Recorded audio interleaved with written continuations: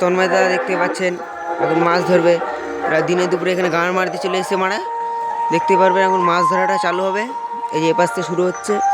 এই যে আমাদের মাছ ধরা সকল পার্টিজনরা দিনে দুপুরে এখানে লোকের গাঁড় মারতে চলে এসছে মারা।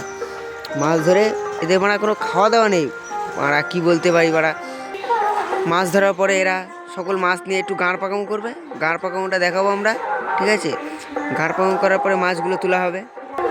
আমি এখন যাবো এই মাছ ধরা দেখতে। দেখতে পাচ্ছেন আমাকে এখন মাছ ধরা দেখাবো আপনাদেরকে। আপনারা দেখতেই পাচ্ছেন জাল টানা শুরু হয়ে গেছে। এখনই দেখতেই পাচ্ছেন পুঁটি মাছগুলো জলের মধ্যে গাঁড় পাকামো করছে। এই যে পুঁটি মাছ। আমরা যাচ্ছি এখন মাছ ধরা দেখতে। এই দেখুন বাগান।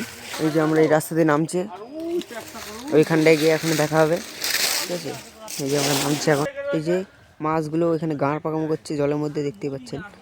এই যে আমাদের দাদু, ইনি হচ্ছে একটা কথা বললে গাঁড় পাকামো শুরু করে দেয়, ঠিক আছে। ছেলেপেলের সাথে কথা বললে মানে গাঁড় পাকামো শুরু হয়ে যায়, রেগে যায় মারা।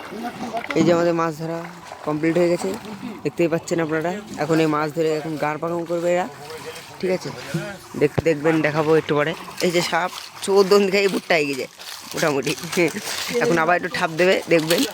এই যে অলরেডি ঠাপ দিচ্ছে, দেখতেই পাচ্ছেন। এই যে আমাদের যেটা ঠাপ দিয়ে মোটামুটি পোঁত পাকামো করে দিয়েছে। দেখুন মাছ নিয়ে গাঁড় পাকামো শুরু করে দিয়েছে।